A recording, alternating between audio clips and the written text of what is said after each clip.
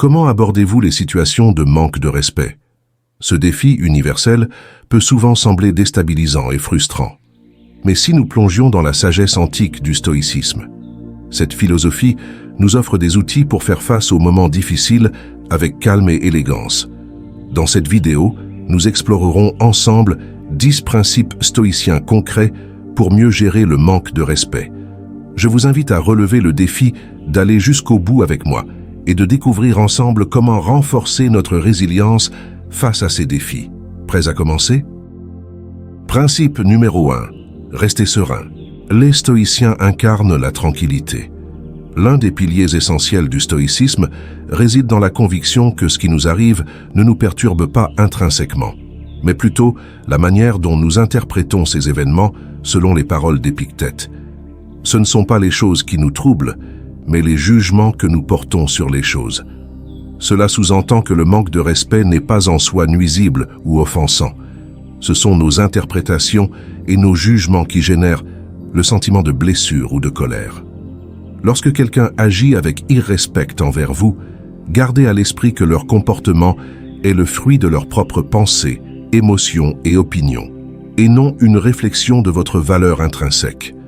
En adoptant cette perspective, vous pourrez maintenir votre sérénité et ne pas laisser le manque de respect d'autrui affecter votre équilibre émotionnel. Principe numéro 2. Prenez du recul et examinez-vous. Un autre aspect crucial du stoïcisme réside dans la pratique de l'auto-réflexion et de l'auto-examen. Les stoïciens étaient convaincus que la qualité de nos pensées façonne la qualité de nos vies, et nous devrions constamment aspirer à nous améliorer, ainsi qu'à améliorer nos actions, comme le soulignait Marc Aurèle. Le bonheur de votre vie dépend de la qualité de vos pensées. Lorsque vous êtes confronté au manque de respect, il est impératif de vous interroger et de vous demander: y a-t-il une part de vérité dans les paroles ou les actions de cette personne? Ai-je contribué d'une manière ou d'une autre à cette situation?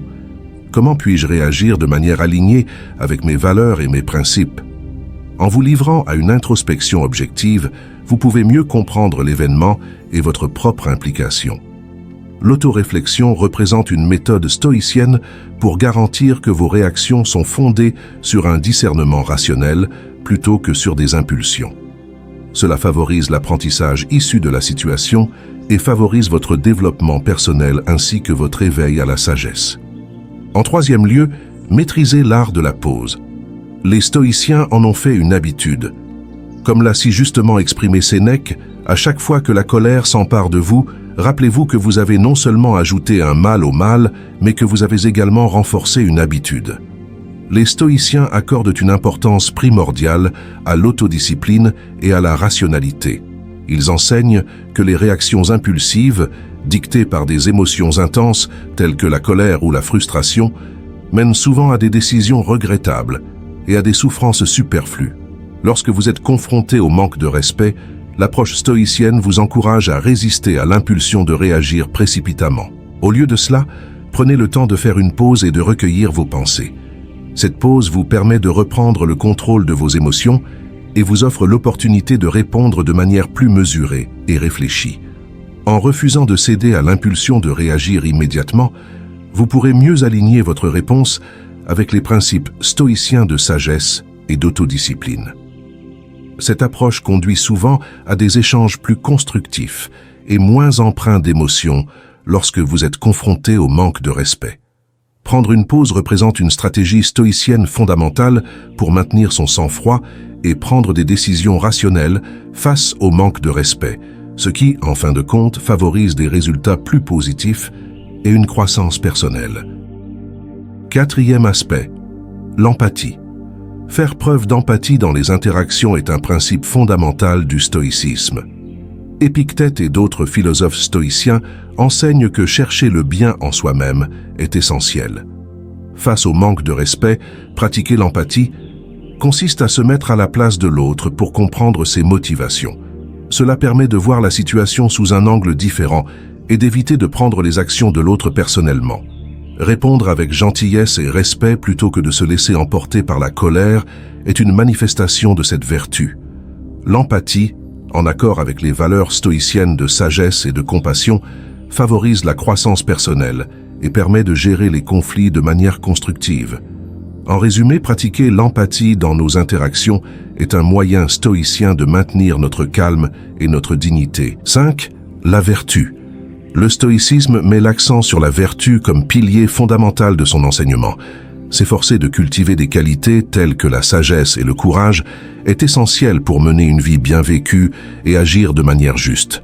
Selon Sénèque, éminent philosophe stoïcien, la vertu se résume à la raison juste, impliquant ainsi une conduite rationnelle en harmonie avec l'ordre naturel des choses. Pour les stoïciens, la vertu représente le plus grand bien de la vie, reléguant tout le reste à l'indifférence. Lorsque nous sommes confrontés au manque de respect d'autrui, le stoïcisme nous invite à nous concentrer sur la vertu dans notre réponse. Cela ne signifie pas tolérer ou ignorer le manque de respect, mais plutôt répondre de manière à refléter nos valeurs et principes stoïciens. En mettant l'accent sur la vertu, nous évitons d'être dominés par nos émotions. Préservons notre dignité et notre intégrité, tout en progressant sur le chemin de l'épanouissement personnel. Le stoïcisme nous défie d'être la meilleure version de nous-mêmes, même lorsque les défis se présentent. Principe numéro 6, l'acceptation. L'acceptation est l'une des leçons clés du stoïcisme. Accepter les choses qui ne sont pas sous notre contrôle, comme le manque de respect des autres. Épictète a dit « Il est sage celui qui ne se lamente pas pour ce qu'il n'a pas, mais qui se réjouit de ce qu'il a ». Cela signifie que nous devrions être reconnaissants pour ce que nous avons et ne pas nous inquiéter de ce qui nous manque.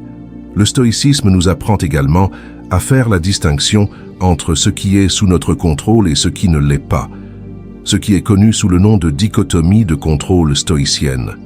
Nous ne pouvons contrôler que nos propres pensées, sentiments et actions, mais pas les événements externes ou le comportement des autres. 7. L'humour. Utilisons un peu d'humour pour changer d'ambiance, comme le préconisait l'ancien philosophe Sénèque. Tu te maîtrises lorsque tu sais comment traiter ce que tu ne devrais pas prendre au sérieux. Le stoïcisme nous apprend à dompter nos émotions et à agir de manière rationnelle. Mais il ne faut pas oublier l'importance de l'humour pour affronter les moments difficiles.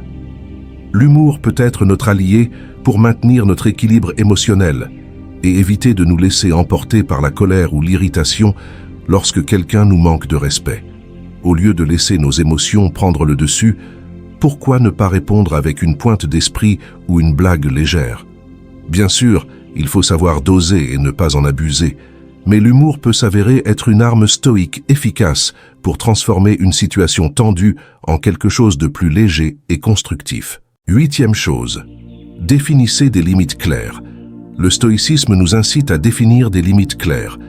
Il ne s'agit pas de se laisser marcher dessus, mais plutôt d'être solide comme un roc, résistant face au manque de respect et à l'injustice. Être un roc signifie connaître sa propre valeur et exiger le respect des autres, tout en gardant le contrôle sur ce qui est en notre pouvoir et en laissant aller ce qui ne l'est pas. Lorsque quelqu'un nous manque de respect, nous n'avons pas à l'accepter passivement, ni à réagir avec colère. Nous pouvons adopter une attitude calme et assertive, lui faire savoir ce qu'il a fait de mal et quelles sont nos attentes en matière de traitement. Définir des limites claires et raisonnables protège notre dignité et notre estime de soi. Voilà ce que nous enseigne le stoïcisme, être fort, juste et courageux. Il nous apprend à nous respecter et à respecter les autres, à garder notre sang-froid et notre dignité quelle que soit la situation. 9e chose, le pardon. Dans les moments de manque de respect, le stoïcisme offre une perspective précieuse.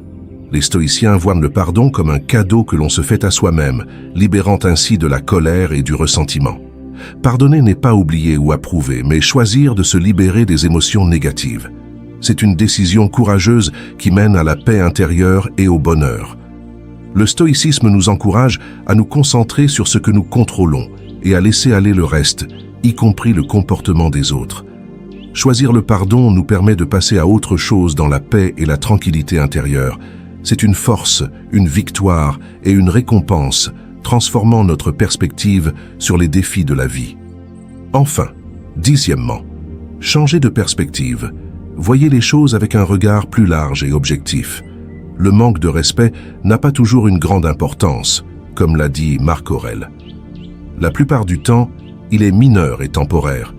Il peut être le résultat de l'ignorance ou de l'insécurité de l'autre personne. Choisissez de l'ignorer, de pardonner ou d'en tirer des leçons au lieu de vous laisser perturber. Concentrez-vous sur ce qui compte vraiment dans la vie, vos objectifs, vos valeurs et vos vertus. En utilisant votre énergie de manière positive, vous pouvez mener une vie plus épanouissante et paisible. La prochaine fois que vous êtes confronté au manque de respect, gardez votre calme et agissez avec sagesse. Restez stoïque,